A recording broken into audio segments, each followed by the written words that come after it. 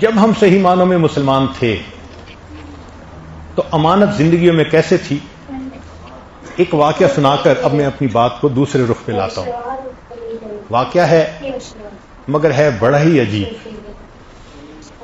امید ہے کہ آپ اس کو دل کے کانوں سے سنیں گے۔ ایک کاروباری آدمی تھا،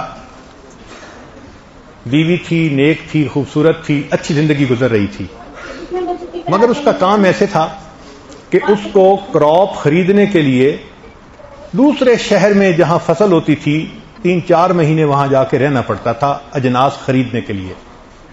اب وہاں اس کو بیوی کے بغیر رہنا پڑتا، تو اس نے فیل کیا کہ میرے لیے 4 مہینے بیوی کے بغیر رہنا ڈیفیکلٹ ہے۔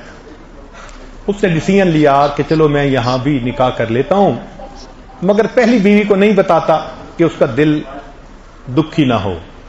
اس نے وہاں دوسرا نکاح کر لیا، کیونکہ اس زمانے میں لوگ زنا سے ڈرتے تھے، کرتے تھے تو شریعت کے مطابق کرتے تھے۔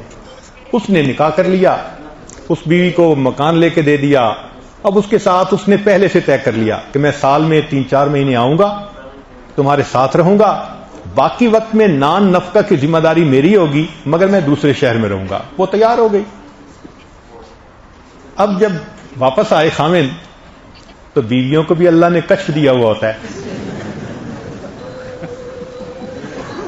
تو آتے ہی بیوی نے پہچان لیا، بدلے بدلے میرے سرکار نظر آتے ہیں۔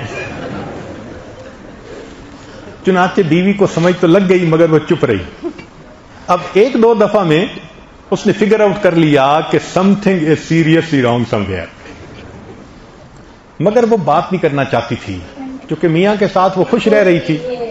اس نے ایک بوڑھی عورت کو بلایا اور اس کو کہا کہ تجھے میں اتنے پیسے دوں گی، میرا خاوند فلاں شہر میں جاتا ہے تجارت کے لیے، 3 مہینے وہاں رہتا ہے، ذرا جاؤ اور وہاں کی جا کے مجھے خبر لا کے بتاؤ۔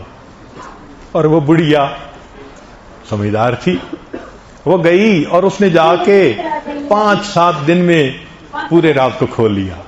پڑوسی نے بتا دیا، فلاں نے بتا دیا، اس کو پتہ لگ گیا دوسری شادی ہے، بیوی کو رکھتا ہے، ساتھ رہتا ہے، واپس آتا ہے۔ اس نے آ کے بتا دیا۔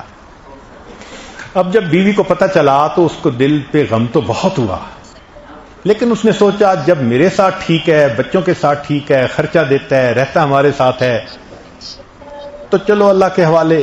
وہ اس غم کو برداشت کر گئی۔ اللہ کی شان کہ کچھ عرصے کے بعد خامد کی وفات ہو گئی۔ جب خامد کی وفات ہوئی تو وہ امیر سوداگر تھا، بہت امیر۔ اب اس کے مال کو تقسیم کیا گیا۔ جب تقسیم کیا گیا تو اس زمانے میں چاندی کے درہم دینار ہوتے تھے۔ اس عورت کا جو حصہ نکالا گیا وہ کہیں 4 بوریاں پیسے کی بھری ہوئی تھی، تو تقسیم کرنے والوں نے اس عورت کا حصہ اس کو پہنچا دیا کہ جی بیوی کا حصہ اتنا نکلا ہے، یہ آپ لے لیجیے۔ اب جب 4 بوریاں پیسے کی اس کے گھر پہنچی تو یہ گھر میں بیٹھ کے سوچنے لگی کہ جائیداد تقسیم کرنے والوں کو تو نہیں پتا، رشتہ داروں کو بھی نہیں پتا، میں نے تو تحقیق کروا لی تھی نا کہ اس کا نکاح ہے۔ اس کا مطلب یہ کہ اس کی ایک بیوی نہیں تھی، اس کی 2 بیویاں تھیں، تو یہ 4 بوریاں میرا حق نہیں، اس میں سے 2 بوریاں دوسری بیوی کا حق ہے۔ عورت ذات وہ خود سوچ رہی ہے، سوچیں اللہ کا ڈر کتنا دل میں ہوگا۔ چنانچہ اسی بوڑھی عورت کو اس نے بلایا اور بلا کے کہا میں تجھے اتنے پیسے دوں گی، یہ 2 بوریاں پیسوں کی لے جا اور یہ جا کے اس عورت کو دے اور بتا کہ خامد تمہارا فوت ہو گیا۔